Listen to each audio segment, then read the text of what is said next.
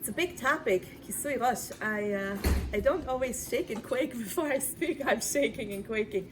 It's a really big topic. Thank you so much for coming out here. I'd like to start at a breakfast table of two women. I'd like to take with you a sneak peek at a breakfast table of two ladies, and let's take a look at the dialogue of this breakfast conversation that takes place. And I'd like you to look out for a key theme that comes up at both breakfast tables. These source packets have been so lovingly compiled by Lisa. Thank you so much. I'm actually going to go a little bit out of order. Please go to page 10. The pagination has been put in by my little son, so please go to page 10. We're at the breakfast table in a Gemara Masechet Sanhedrin of a husband and a wife. His name is On Ben Pelet. Her name is Mrs. On Ben Pelet. Amarav On Ben Pelet ishto hitzilatu. On Ben Pelet and his wife, the wife saved his life. What's the story? Amrale, my nafka lach mine On. What difference does it make to you? In other words, Korach is about to be swallowed up with just 250 cronies. You're about to be one of them. What difference does it make to you if you're on Korach's side or if you're on Moshe's side? Imar ata talmida v'imar abba ant talmida. If Moshe ends up winning, you're going to be his student. And if Korach wins, you're his student anyway. Amar la maya avid, what should I do? I swore, I went under oath. I have to go with Korach. So she said, you took an oath to follow Korach. Amra le yadana dekula knishta kadishta ninu. She whispered half to herself, half to her omelet. I know that we have a very, very holy nation. Ki kol ha'eda kulam kidoshim. Then she stopped whispering. She looked at her husband. Amra le, tov, de'ana matzir nalach. Sit down, honey. I will save you. And what did she do? She poured him ashkite chamra. She poured him some very a beverage that makes you go to sleep, and he fell asleep. Otva al baba, she went to the baba, she went to the door. She was still inside her house, but she opened the door of her tent or whatever. And she unfurled and unraveled her hair. Okay, now a woman is allowed to be in her own house and unfurl her hair and start brushing and combing her hair, which is precisely what she did next to an open door. Kol de'ata chazi, when Korach and his 249 men came to collect on Ben Pelet, they said, oh, woman, not covered. And they said, we cannot go pick up On. Sorry, On, we cannot pick you up. Now he's sleeping on the couch. Kol de'ata chazi hadar. Anybody who walked by quickly turned around and walked away. End of breakfast table. He didn't make it through most of breakfast because he fell asleep, but she saved his life. He was not with the 249 other men who were swallowed. Take your camera and move it onto a different breakfast table. It's happening simultaneously of Mrs. Korach. Korach and his wife were having a similar conversation over breakfast before Korach was swallowed. She said, look what Moshe did to you. He himself made himself king over the whole nation. He made his brother high priest. What do we call that? Nepotism. What a nepotist is Moshe, she's telling her husband.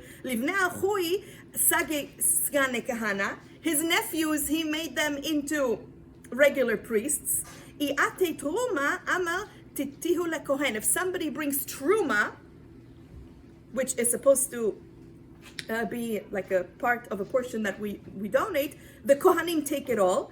Fine, I understand. But when they bring their tithes, when they bring their 10%, the shekilnu atun, you Korach are supposed to get the maaser. They first take 10% of that 10% and they give it to Kohanim. Look, Korach, look what Moshe is doing to you. He's taking advantage of his position. Punchline. The guy is and he shaved all your hair. Yes, because Korach was a Levi. And part of the avoda of the Levim, before they served in the Mishkan, before they served in the Beit HaMikdash, is that all their body hair, head to toe, anything from between your head to your toe that has hair, for the male Levim, had to be shaved off. Look what he did to you. Gayas lemezaychu. He shaved off all your hair. And he treats you like a piece of dirt. He's probably jealous of all your hair, Korach. She's looking at her husband. He has no eyelashes, no eyebrows, no hair, because he's about to go perform in the Mishkan. And she's making fun of him. Amarla, in a moment of weakness, he turns to his wife and he says to her, but honey, he did the same thing to himself. Like, it's not just me who he shaved everyone. Amrale, well, no wonder he shaved himself too. Being that everybody's going to do it, it's like tamot nafshim plishtim, like misery loves company. You know, if he's going to have to go without eyelashes and eyebrows, and he might as well do it to you too. And so Korach egged on, not by his omelet, but by his wife's words, went and rebelled against Moshe and was swallowed. Here is where the Gemara concludes. Hainu dichtiv, and the Gemara quotes source number 2 on page 10, a pasuk from Sefer Mishlei, Chochmat nashim banta beita. The wisdom of women has built her home. Look at these women, Chochmat nashim, the wisest woman built her home, Ve'ivelet, and the foolish one, Beyadea tarsenu, with her own 2 hands, she tears down her house. Says Rashi, Chochmat nashim banta beita. Who is this genius woman who with her own 2 hands built her house? That's the first breakfast table. Zu ishto shel on ben pelet, Ve'ivelet, and who is the foolish, the shota? Shebeyadea tarsenu, with her own hands she tore down her house. Zu ishto shel Korach. What are these 2 breakfast tables? Who are these 2 women, and why is it that one man's downfall is because of this whole hair? He shaved your hair, he shaved your hair, he should have shaved his hair, he did shave his hair, but your hair is shaved. And the other woman who saved her husband's life during the same hour is standing at the gate of her house and is exposing her hair. And ironically, she's the one who saved her husband's life. What is it about the hair that was so determining that morning is what I would like to begin with you today. The class is called Mystery and Mastery. I am going to first start with the mystery. I am going to first look at the Kabbalistic and mystical issues of hair. What is hair? What is hair on a woman as opposed to a man, on a Levi, and so on. And then we're going to look into the master. We're going to look at the nitty-gritty halachic details. And then after that, we'll have some fun. We'll play show and tell, and so on. In preparation, turn the page to page 11. In preparation for the service in the Mishkan, I told you, one of the things that had to be done, very interestingly, is Vaydaber Hashem al Moshe lemor, kach et ha-levi'im. Hashem tells Moshe, take all the Levi'im that are about to serve in the Mishkan and purify them. And in the 4 or 5 step process of purification required for the Levi to perform his service in the temple, Pasuk 7, 3rd line, Ve'eviru ta'ar al kol besaram, pass a razor over every inch of their flesh, V'chipsu bigdam, and they should wash their clothing, V'yitaru, and that way they will be purified. Why?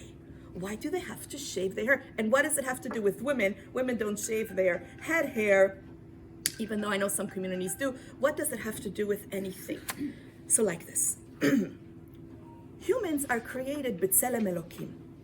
We're all created in the likeness of Hashem. And if you have a right hand and a left hand, right? If there's the right side of your body and the left side of your body, as above, so below. As below, so above. Hashem too has a yamin and a small. Of course, not a physical right hand, not a physical left hand, but Hashem has a left and a right. Hashem has attributes of left and attributes of right with which he runs the world.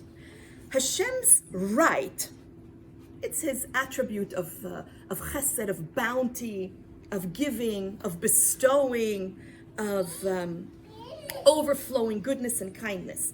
Hashem's left is associated with just judgment, justice, confinement, and limitation.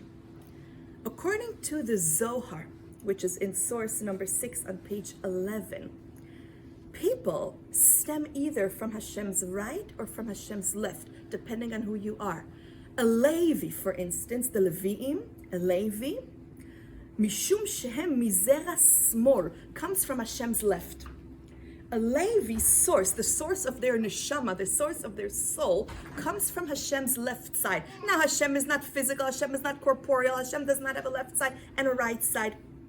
But conceptually speaking, a Levi stems from Hashem's left. And says the Zohar, Kol mi sheba mitzad hadin. Because Levium, what does this have to do with women? I thought we're learning about women today. Stay with me for one moment. Whoever comes from Hashem's left, tzarich, it is very necessary, shelo yigdal sa'ar, that they should not let their hair grow.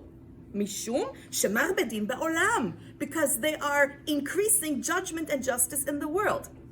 Don't leave me. Next three words, source 6, Isha ke'ein zeh. A woman is like this, which means, according to the Zohar, a woman comes from Hashem's left side. What does that mean? We're going to talk about it all day long today. When Hashem creates a woman and Hashem puts the neshama into her body, it enters through her left nostril. Male is different, but I'm focusing on women today. Isha ke'ein zeh, a woman, the neshama of a woman is not the same as the neshama of a man. The neshama of a woman comes from Hashem's left. לפיכך צריך, continues the Zohar, שלא יתראה שערותיה לחוץ. Therefore, it is imperative that her hair not be exposed. Not that she has to shave her hair like the Levium. That's different. They have a different method. A woman, it is necessary that her hair should not be exposed. And she is simply required to cover the hair. And then there will be tremendous blessing. All this judgment, which is manifest in her hair, will be blessed. What does that have to, what does it mean? Judgment is hair, hair is judgment, the left and the right. So I'm going to make this very, very hands-on and very, very practical for you. I want you to imagine I'm going to learn three metaphors with you, and they each add different light to this very, very deep mystical understanding. Imagine for a moment that you're in a desert. Okay, you're in a midbar, and you ran out of water, and you're not there alone. You're with your family, and you've got a baby with you, and your husband and your children and your baby are so parched with thirst that they're laying on the sand. You're the only one who has a little bit of strength to go look for water. So you leave your kids on the floor, you leave your husband on the floor, and you go in search of water. Now you're searching and searching, and after about 40 minutes of walking, you see something shiny. Is that a mirage? It's not a mirage. It's water. It's water. And you lay down at the water, you quickly quench your thirst, and a nasty realization hits you. A nasty realization hits you, nastier than no water. What is the nasty realization that hits you? What didn't you take along with you? A vessel, a jug, a jar, a bottle, a sandwich bag, a container, something. Such a nasty realization, because you've got all this bounty, chesed, you've got all this overflow, but you don't have a little flimsy, how many? 16.9, come on, 17, no, 16.9 fluid ounces I can contain in here, something, a container. No container. It's in that metaphor, the chesed, the water, right? The body of water that you found, it contains the bounty, it contains the life-giving source of water. That's the chesed, that's the right. But the right without the left, what's the left? The left, we said, is justice, judgment. We typically think of justice and judgment as being having a bad connotation. Justice and judgment simply means confinement, this much and no more, which ironically, although the container is like conceptually left, the paradox is it is only this left which makes the right accessible. Without this container, which has a limiting, confining wall, 16.9 ounces and not 1/2 ounce more, it makes the water accessible. The feminine power, the power of the feminine, of the Isha, of the Nekeva, is that. It's din. It's the bottle, it's the channel, it's the pipeline. Her mission and her ability is knowing how to receive from Hashem, right, in the ultimate sense, how to receive, and that is the embodiment of din, of justice, of judgment. It's the receptacle that's got a wall over here and a wall over here, this much and no more. That's her magic, because she can then receive it and then channel it and bring it to the place where it is most needed. Hair, okay, hair, as the Zohar says, is din, is judgment. Now, I'm going to take you to metaphor 2 before we unravel this a little bit more. Metaphor number 2. Metaphor number 2. Same lady, same family, different family trip. They're also on a family trip. And baby is now, in this case, not sleeping on the desert floor because he's so tired and thirsty. He's strapped onto her. She says, wherever I go, baby goes. But baby, again, is thirsty. Okay, maybe it's a desert. Maybe it's some far-out country trip. Maybe she's on the ocean and she's about to hit Niagara Falls. Because as the baby is crying and crying and crying from thirst, the baby is so tired, he cannot cry anymore. He's slipping away. I had a baby like this. My baby, who's now 5, when he was first born, he was so jaundiced, and they discharged me from the hospital. They said more or less his jaundice levels are going to go down, but his jaundice levels went up and up and up, and he was so tired and weak he couldn't even cry. And I thought, God, he's just having a long nap. And my mom looked at him. She said, he's slipping away. He's slipping away. Go to the ER. The kid was slipping away. You know what it's like to have a kid strapped to you? He can't eat even. He's so tired. He's slipping away. So imagine you've got this kid. He's slipping away and he needs water. He needs milk. Suddenly you see Niagara Falls. You see a waterfall. You say, my God, there's enough water here to quench the thirst of the entire world. So you take your baby, you look at the waterfall, you look at your baby, you look at the waterfall, you look at your baby, and you kind of, you can't. You've been to the Maid of the Mist? I mean, I'm from New York. Niagara Falls. You can't even go.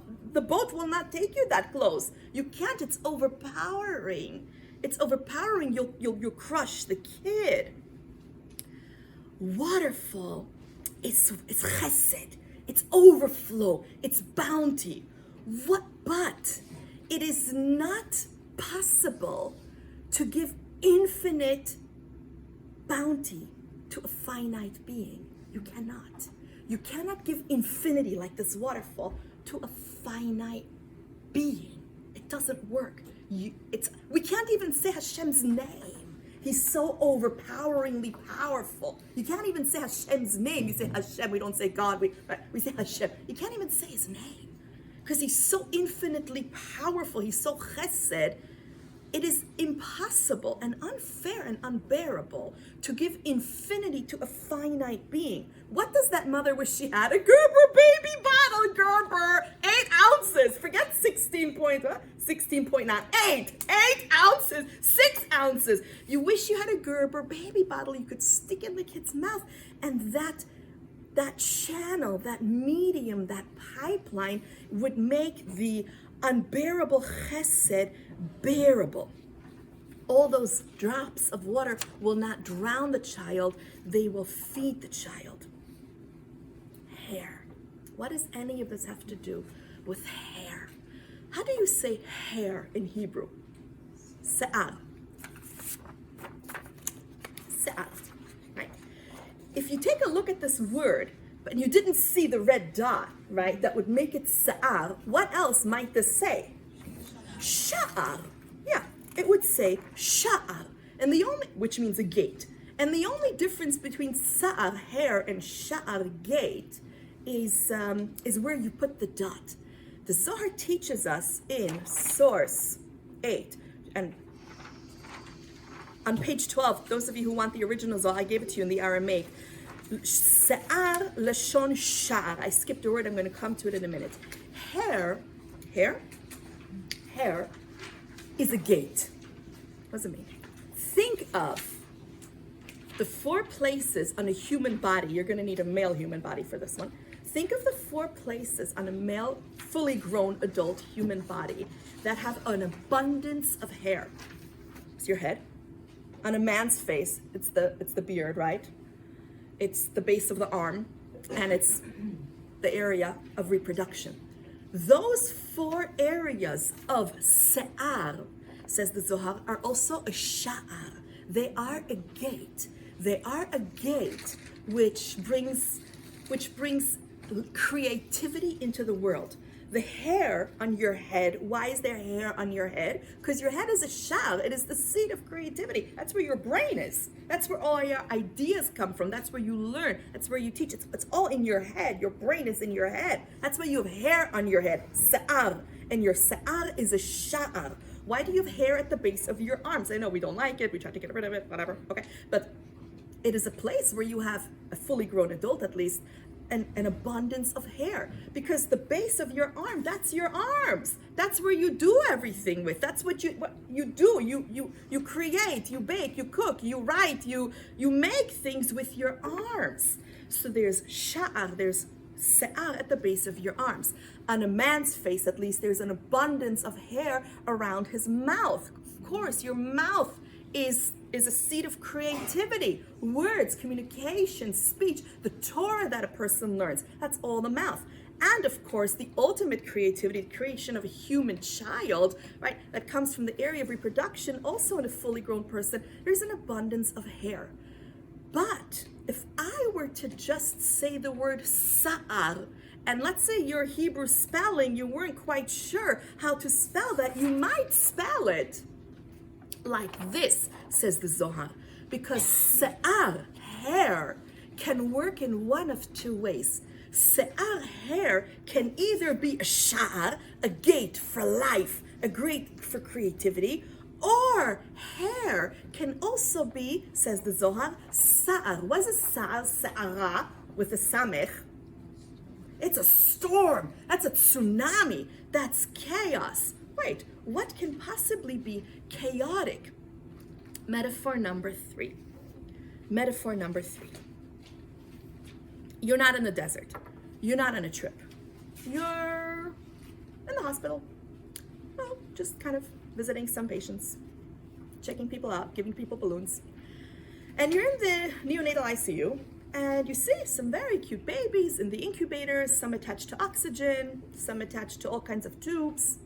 And you know full well that without these life-giving machines, baby's life is in jeopardy. So you're kind of observing these wonderful machines that are giving oxygen and life and providing all kinds of important nutrients to the baby in the neonatal ICU. And you see that the amount of wires that is jutting out of this big incubator is just incredible. And then some person comes in with a sharp implement and takes this wire and starts shaving the rubber encasing off the wires. He doesn't cut the wire. But what happens when you shave the rubber encasing off a very thick wire, not a skinny wire like this, but a very, very thick wire that's got cords and cords and cords of wiring inside? What do we call that kind of wire? If you ever had a toaster like that, you know, where a little bit of the rubber is burnt off, what happens when you pop the bread in the toaster? Not the bread burns, the wire burns. That's a live wire. We call that a live wire. And the live wire is a good thing because it provides life to the baby in the box. But when you take off the outer encasing, that rubber coating of the wire, you get live electricity. Says the Zohar in its explanation that sa'ar, that hair, could be sa'ar with a samech, could be a chaotic storm.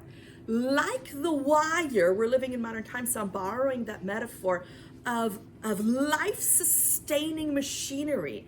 If not properly encased in that rubber encasing of the wire, that's live electricity. And when shaved off the rubber encasing, when there is no protective rubber coating, that live electricity can maim, can damage, can kill, can hurt. Hair, says the Zohar, it's se'ar, but it can either be a sha'ar or a so'ar. Hair can either be a live wire, because essentially what it is live electricity, spiritually speaking. It's live electricity. And if not encased, and if not covered, that live electricity can maim, can hurt, because that is the power which is given to the hair, particularly to the hair on a woman's head, not on a man's head, because a male comes from the right side, and the right side is not din. The right side works differently. If this was going to be a class to a group of men, we would speak about the difference between man's hair on their head and man's hair on their face has a completely different effect, as well as man's head hair, which is white, as opposed to head hair, which is colored, which Kabbalistically has a completely different effect in its surroundings, and which is why it's allowed to be treated differently. But we are a group of women, and so it's different. Therefore, says the Zohar in source number 7, and now it makes sense. Now it makes sense. I didn't read it to you in the beginning, but now it makes sense. Ha'isha. I'm reading it in the Hebrew, but if you like the Aramaic, it's on page 12. I'm not going to read the Zohar in the Aramaic. Ha'isha ha'motzi'a misa'arot rosha, page 11, source 7. Page 11, source 7. Ha'isha ha'motzi'a misa'arot rosha lachutz. A woman who takes her hair and exposes it to the outside, lechutz lihityapot, like to beautify herself, let's say, or to, expose her beauty. It is certainly most beautiful. Goremet, she causes 3 things to happen in her household, and now we understand why, because we looked at the Zohar. Goremet aniyut lebeita. She causes poverty in her house. Like the money, it will kind of run between the fingers and it will kind of dissipate. Why? Because so'ar, it's chaotic, it's not contained. Says the Zohar, Ha'isha ha'motzi'a misa'arot rosha. This is why a woman who, when she takes her hair out, and we're not doing the halachic aspects yet. The halachic aspects are coming up soon. You'll see the Zohar is a lot stricter than what halacha requires. This is not a halachic statement. It is, it's a factual statement, but we're not learning halacha from here. You'll see halacha is a little bit less stringent than what the Zohar requires. A woman who takes her hair out of her hair covering, lehit yapot, even just to, show the beauty of her hair, which it most certainly is. Goremet, she causes the following things for her household. Aniyut lebeita. She causes aniyut, poverty, financial lack in her house. Goremet shebaneha lo yiyu chashuvim bador. She causes that her children will not be important and looked up to and respected in that generation. In addition to that, goremet davar acher sheyishre babait, and she causes for something else to make itself known in the house. Very vague. What's the something else? One version says tzarat, sickness, illness. Another version says sitra achra, the yetzer hara, the evil inclination, the other side, the sitra achra, will come and stay in the house. That exposed hair. Why? Because the Zohar said hair exposed can be one of 2 things. It could be a sha'ar. It could be a gate. It could be a gate through which, what does a gate do? A gate is where the good things come through, the guests come through, the presents come through, the packages come through, Amazon's packages come, good things come through the gate. But a gate can also be, if not contained, if not confined and limited, if thrown open in a state of exposure like the live wire in the neonatal ICU, it will spew, it will still spew, but it will spew everywhere. And because Hashem's bounty is so powerful and overbearingly there, it needs to be confined and limited so that it can go to where it needs to go and channeled to where it needs to go. Mi garam lekol zeh? Who caused all this, asks the Zohar, for the evil inclination to make itself to settle now? It's always fighting, always arguing, always fight. Satan. It's like the Satan is in the house, always arguing, always fighting, always nothing is. Who caused all this? Mi garam lekol zeh, says the Zohar. Sa'ar haru. It's that hair. Shenir'a mirosha lechutz. which is exposed from her hair and from her head and outward. If that's the case, if that's what the exposed hair can do in the confines of the house, here's where the Kabbalah is more strict than what the halacha requires, how much more so that this chaos can manifest itself when in public. Korach didn't get that. By the way, what does Korach mean? Korach, Kereach, Korach, what does that mean? Bald. Korach, the guy who got swallowed with his 250 cronies, his name is Bald. That's his name. Why is that his name? Come, Korach. Why are you calling your kid? What's Korach? Korach is Kereach.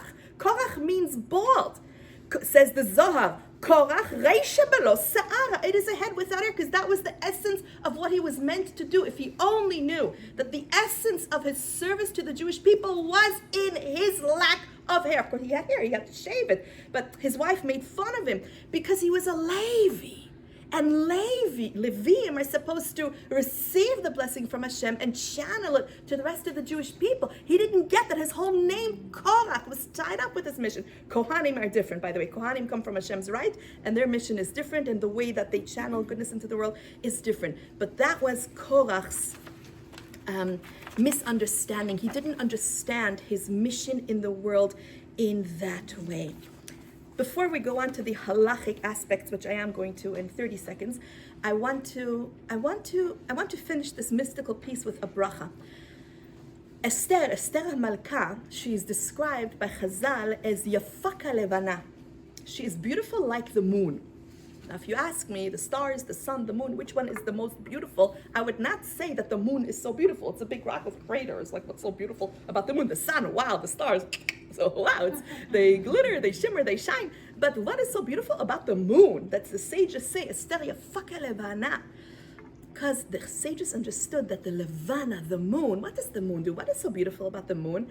In that she receives the light of the sun, and she shines it into places where the light would never go otherwise, right? In the dead of night, the sun is not shining light onto planet Earth, but the moon has this magical ability to bring light where it would never have gone otherwise. That is the magic of the Isha, that is the magic of the woman who is able to receive the bounty, the blessing from Hashem. And in the action of covering her hair, of putting in that limiting, confining 16.9 ounces, give me 25, give me 25. Why 16.9? It's in that confinement is the magic. This much and no more. Rabbi Kiva Tatz, in one of his books, he, in explaining the mystical aspect of the feminine and the masculine, explains that even anatomically, okay, I'm going to be very broad and very general, okay? Even anatomically, in a woman's body, when she is bringing life, right, potential life into actual life, the ovum, right, when it is faced with all this potentiality, says, one and no more. Right? This one and no more. Now, all those other potential, okay, all those other specks of potentiality could say, me too, I'll make a good child. What about me? What about me? And the ovum, right, the woman's contribution says, one and no more. But that's how you get life. Otherwise, you have chaos, right? In the simple anatomical moment of creation, right, of fertilization, one, says the egg, and no more. Confinement, judgment, limitation, and that's how you get life. But there's thousands, millions of one and no more. That is how you confine, limit, but bring life into the world. I'll tell you one other thing which I wasn't planning on. Who knows what name of Hashem is on the mezuzah? Shin, Dalid, Yud. The Sfat Emet had the guts to say it. But those of you who know Hebrew, you'll know. What part of the woman's body is that? That's the part of her body where a baby nurses from. The Shin Dalid Yud name on the mezuzah, which kids, when we come into the home, right? And the home is the domain of the woman, Ishto Zu Beito, right? The bayit, that's the feminine. Why is the Shin Dalid Yud name on the mezuzah? And why? Because that's where the feminine magic happens. And in that part of the body, what is that part of the body? That part of the body is the conduit, right? When a baby nurses, right? Those of you who felt let down, there's letdown, right? And there's spewing milk all over the place. But when you have a connection of receiver and giver, right? And that connection is taking place and it's a little bit confined. Well, why don't you just let the milk spew all over the place? No, because then it does not give life to my baby. That Shin Daled Yud is that ultimate metaphor in its real life, right, of connecting, of how the feminine is able to bring the life-giving milk to the child. That is what is happening when she is covering her hair. That se'ar, that hair, okay, it is actually a sha'ar. It is a gate through which Hashem is going. It's like an electric cord. The hair, it's like, it even looks like wires of electricity, does it not, right? Looks like electric wires if you think of it. And when encased and when closed, like the wiring around the what is it called? The rubber around the wire, like the bottle around the water, is able to bring blessing to where it needs to go without having it leak and spill all over the place. I bless all my beautiful ladies here today. We are learning this together, that we should all be beautiful like the moon, who is able to bring light where light cannot go. I would like to learn with you the halachic aspects of hair covering. We're all doing okay? We need some cookies, we need some fruits, we need to replenish. You all okay? Want to stretch? Roll your shoulders? Okay. So,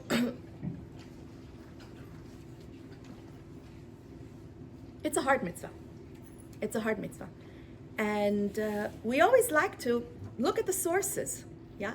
Is this a custom? Is this a tradition? Is this a Torah obligation? Is this a rabbinic obligation? Like, where does it come from? That's what we're here to do today. I'm not a halachic authority. If you have halachic questions, you need to consult your local Orthodox rabbi. We have a group of both Ashkenazic and Sephardic women here. There's a lot happening in this room.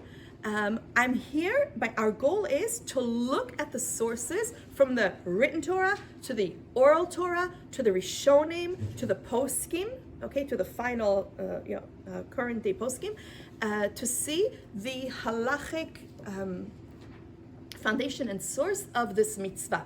So it's very text-based. It's what I've been asked to do. And are you ready? Here you go. First source, page 1. If you had to guess which pasuk was the first pasuk I was going to open with you, it would be in the book of Bamidbar in Parshat Naso. So we're in the Chumash, we're in the actual written Torah now, and I'm going to show you the pasuk which all the other sources point to as the source, as the pasuk, as the verse in the Torah for the source of hair covering for women. Pasuk Yud Chet in the book of Bamidbar. In Perek Hey, והעמיד הכהן את האישה לפני השם ופרה את ראש האישה.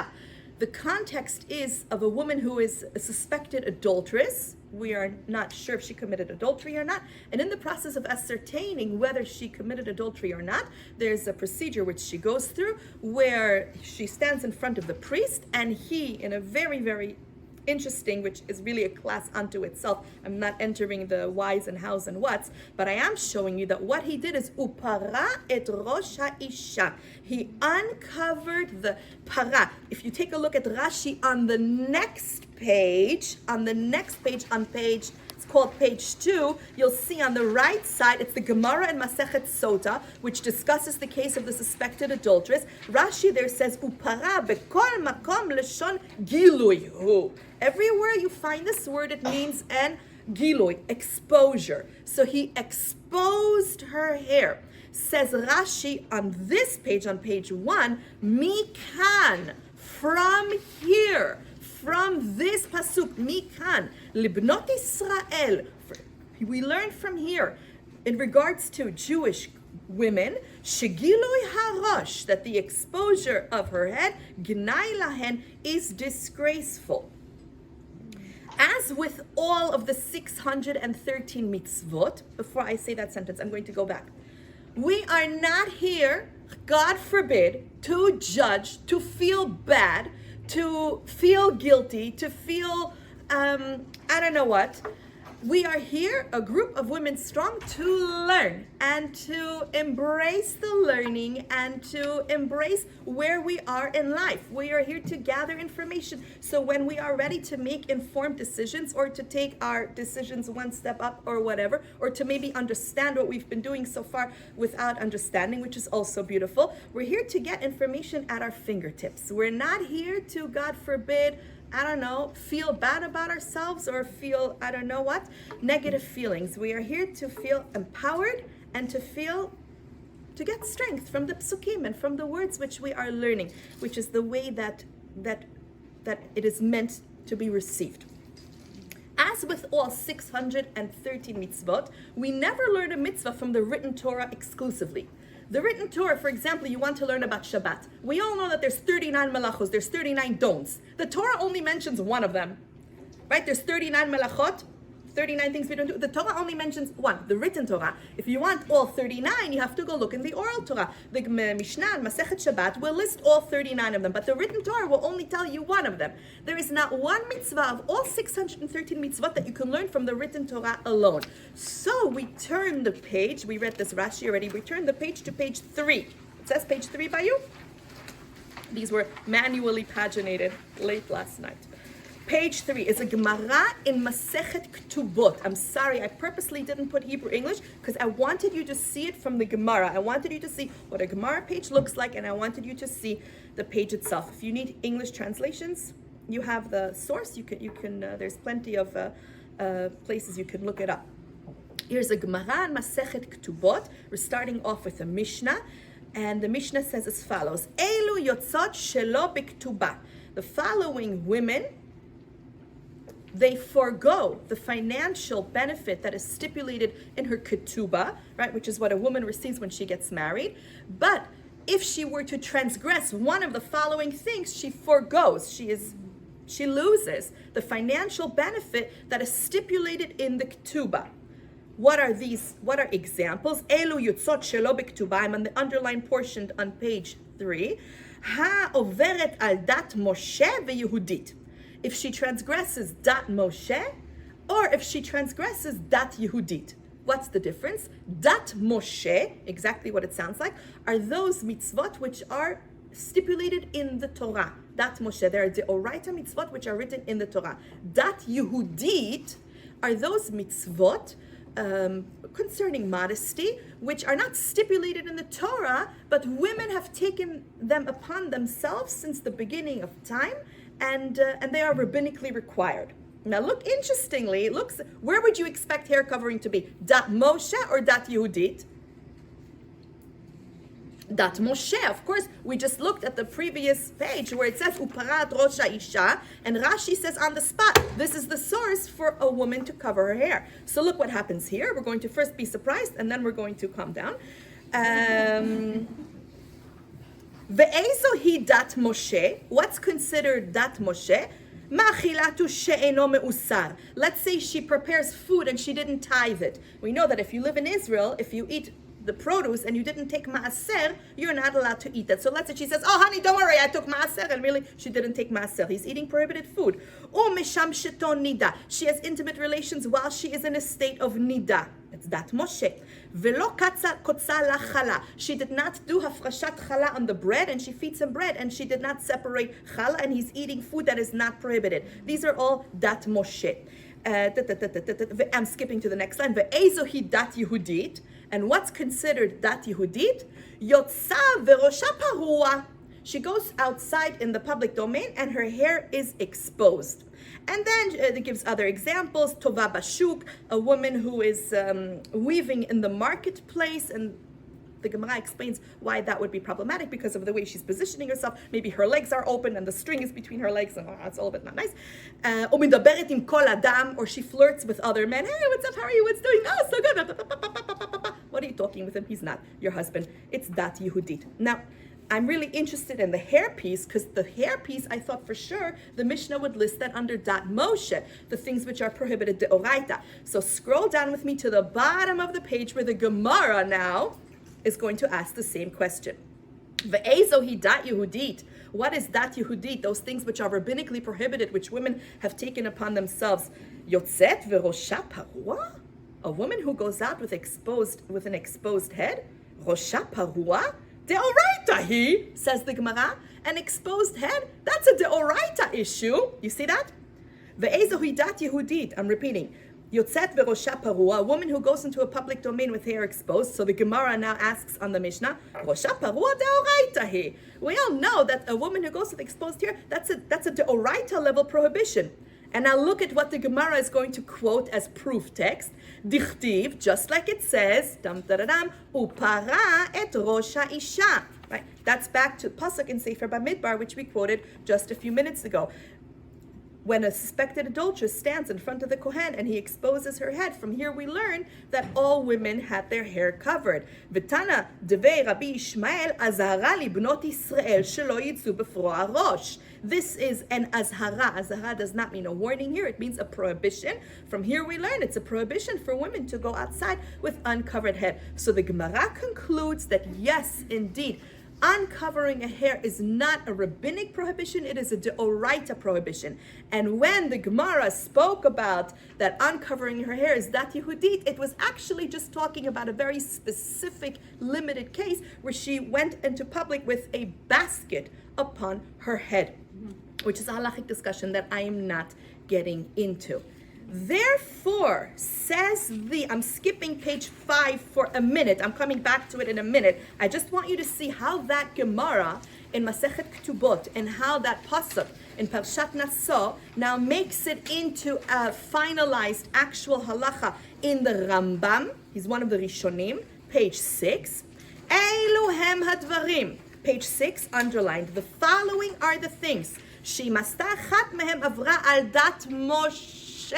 That if she transgresses them, she has transgressed dat Moshe, the things which are prohibited from the Torah. Look at what he puts first.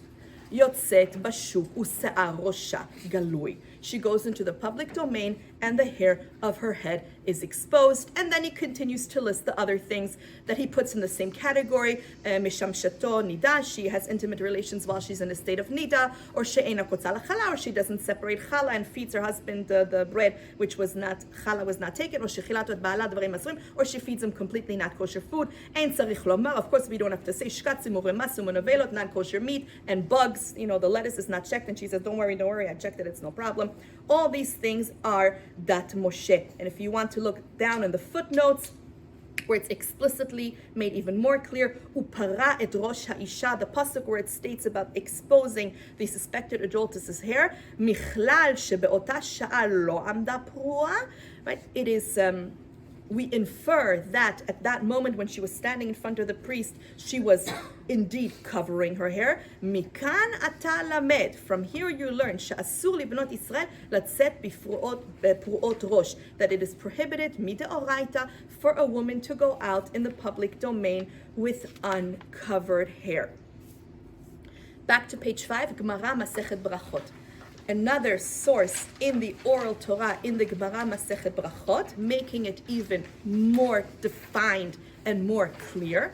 There are certain parts of a woman's body which are halachically categorized as erva. Erva. Ma ze erva? Arum, aruma, erva, nakedness. There's certain parts of a woman's body, different on a man. A man has different erva. There's certain parts on a woman's body which are considered erva, and they need to be covered. And some of them are outlined here in the Gemara and Masechet Brachot, where the Gemara says, just look at what I underlined on page 5, Amar Rabbi Yitzchak, tefach be'isha erva.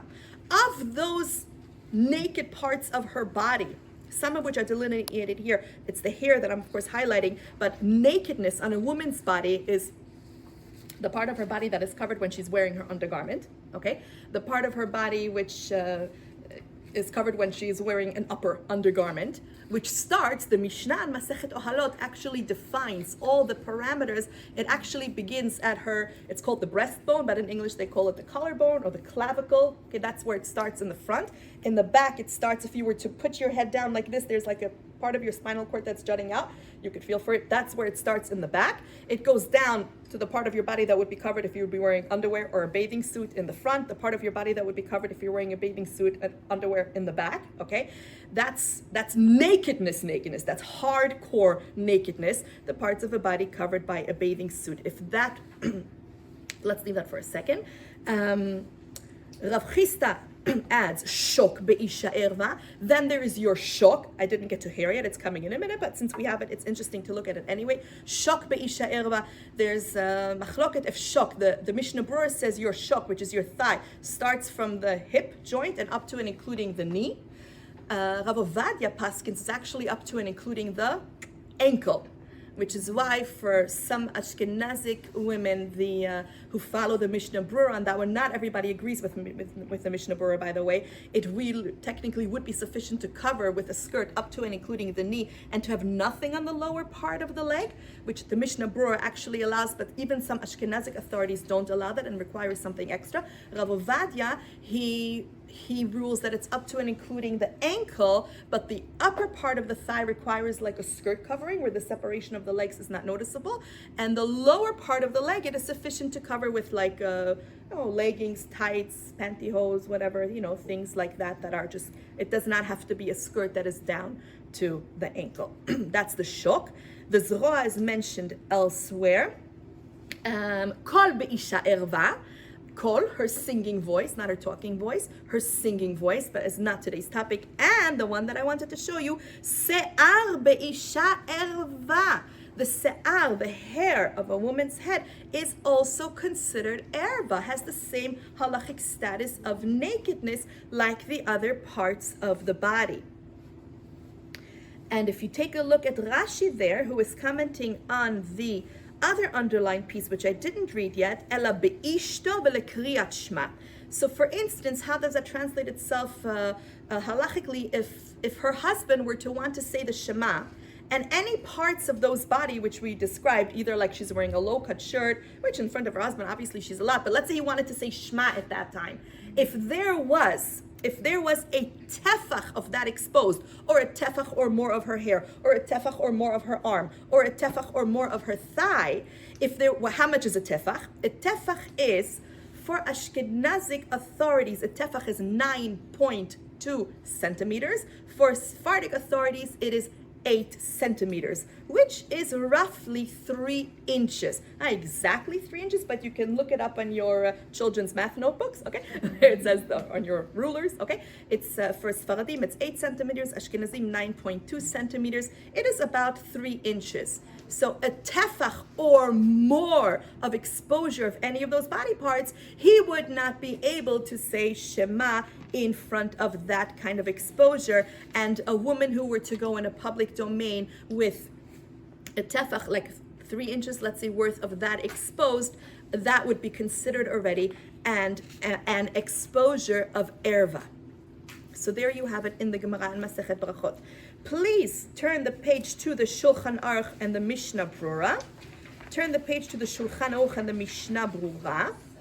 So the Shulchan Aruch there, which I did not underline, is on top, and he speaks about the technical, how if he's saying Shema and there's more than a tefach of her hair exposed, then he would not be able to say Shema. The last the last 3 words of the Shulchan Aruch, which I neglected to underline, is not the Shulchan Aruch, it's actually the Ramah, Rav Moshe Isserlis. So whenever the Ashkenazic women Ashkenazim do something different from the Sephardim, Rav Moshe Isserlis will comment. So Rav Moshe Isserlis, the Ramah, he states, now if she were to be wearing Sa'ar Nochrit, an Ashkenazic woman, if she were to be wearing a wig, and there's obviously, 20 inches of wig, right, that she's wearing, he's allowed to say Shema in front of that. Okay, so we have entered the wig into the picture.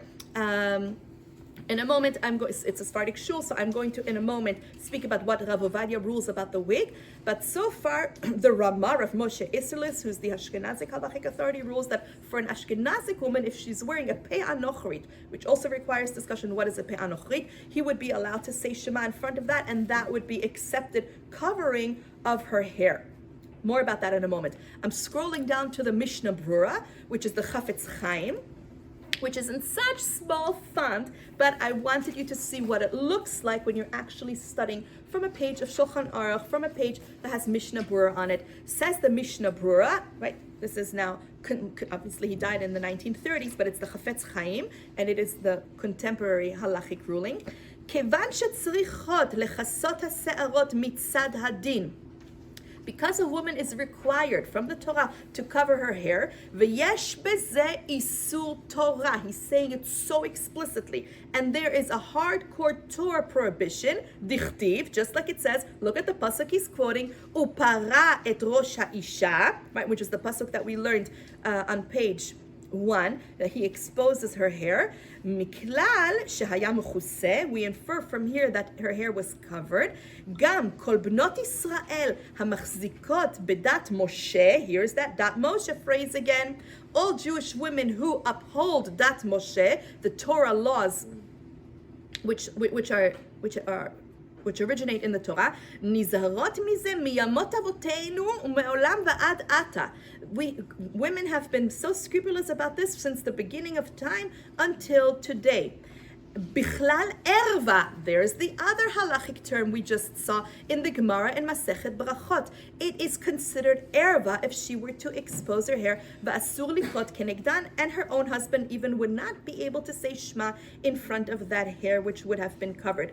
Velo ba lama'et rak betulot shemutarot lelech berosh parua. A girl who is not married, her hair is allowed to be exposed, no problem. O kegon se'ar hayotze michutz letzamatan. Here's a term I want to introduce to you. Additionally, it is okay for hair to be exposed that's called se'ar hayotze michutz letzamatan. What is that? If I were to take my hand now and kind of see, like, am I okay? Am I all covered? I might put my head in the back, and I do. I feel some hairs over here. Okay? That's okay. That's called se'ar hayotze michutz letzamatan. Hair that naturally sticks out of the head covering. Okay? If it grows on your actual neck, that's not called head hair. Head hair has to be covered. Neck hair does not technically have to be covered. It does not mean that a woman can say, well, I have, 15 inches of hair, I'm letting it out. No, that originates from your head. But hair that is kind of like hard to get in, okay, because it kind of is over here, or maybe there's a hair or two that is over here. I'm not looking in the mirror, but sometimes it happens, right? Things stick out over here. It's called hair that kind of sticks out of its head covering, okay? We're not so concerned about that. The Zohar is concerned about that. Remember the Zohar? Even one hair sticking out, the Zohar does say that could cause all kinds of Satan to come in the house and things like that. Halacha rules differently. So I'm showing you everything. So if some hair were to stick out a little bit here, okay, and you didn't adjust, so he's allowed to say Shema in front of that. Okay, Ad Kan, Shulchan Aruch.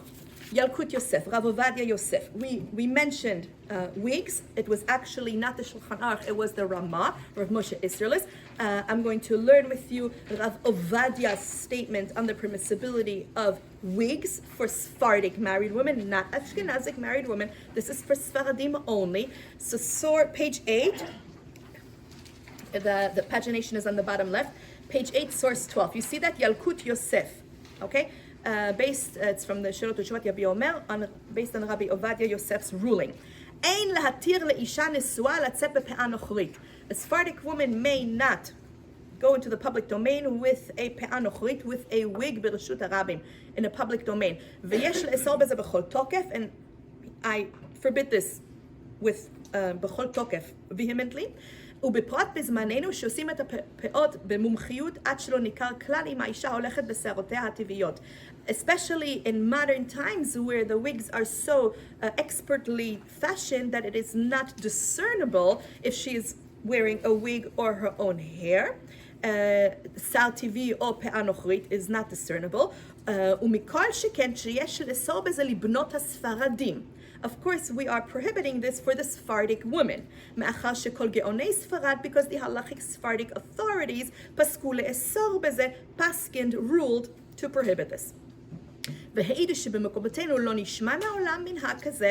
he says that in our countries of origin, this was never the accepted practice. To go in the public domain with a wig.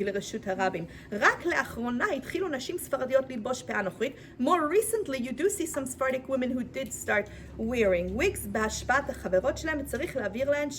כל גדולי התורה הצדיקים החסידים מעדות המזרח לא התירו מעולם לנהוג כן במקומותינו ואין לשנות מן המנהג. I am not teaching you case by case halachic ruling. Okay, it is true that Rav Ovadia also rules, but I'm not teaching you this because it's beyond the scope of our discussion. If a woman were to say, look, either I wear a wig or I will not cover my hair, so then Rav Ovadia has another leniency that he will allow for a case like that. You are not here today to get a final halachic ruling on your particular case. For that, we have halachic authorities in every community, and you need to ask Shelat Rav. I am not a halachic authority. I'm just showing you the general sources from where we learn what we do. Everybody has her own Rav that she should turn to for her particular situation, for a particular question, and where she is at in her particular mitzvah observance. Okay, I'm not paskening halacha whatsoever. Okay, I will show you, because we have a mixed group of Ashkenazim and Sfaradim, that in 1987 there's a group of halachic authorities, all of which are listed at the bottom of page 8, who came out with the following announcement regarding all kinds of things having to do with modesty. I'm only showing you the one that has to do with hair covering in particular. And this is what they signed, okay? And you have their electronic versions of their signatures on the bottom. I'll first read the proclamation, and then I will read to you the halachic authorities. Isha nesua chayavet lechasot et kol she'ar rosha. A married woman is required to cover her hair, b'mitpachat o pe'ah, whether with a scarf or with a wig, behetem leminhagim, of course according to the custom of her tradition. V'kvar pursam shepeot arukot, extremely long wigs, yoter misofat sabar ha'achori, that are longer than the tchilat ha'chulya harishona b'shebashidra. When you put your head down, there's that disc of the spinal cord that kind of juts out a little bit, pretty much kind of like shoulder length, okay? Einan midarkei hatzniut va'asurot, are not considered modest and would be prohibited. So this is a statement that was published in 1987, and the rabbis who signed this are Rav Elyashiv, Rav Shlomo Zalman Auerbach, Rav Ben Zion Abba Shaul, Rav Wozner, Rav Chaim Pinchas Scheinberg, Rav Nisim Karelitz, Rav Yehuda Tzadka, Rabbi Zilberstein. You can look at all the names over here, Rabbi Kotler, Rav Palm, and Rabbi Cheskel Roth, Rav Schuster, Rav Moshe Stern, and several others among those. I'm sure at least some of them are familiar to you. So again, I'm not paskening halacha. Every woman has to ask her own Rav.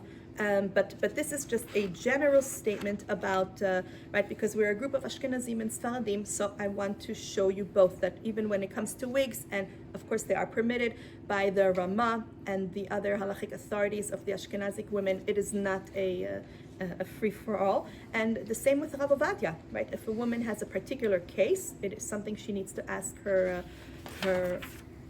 rabbi.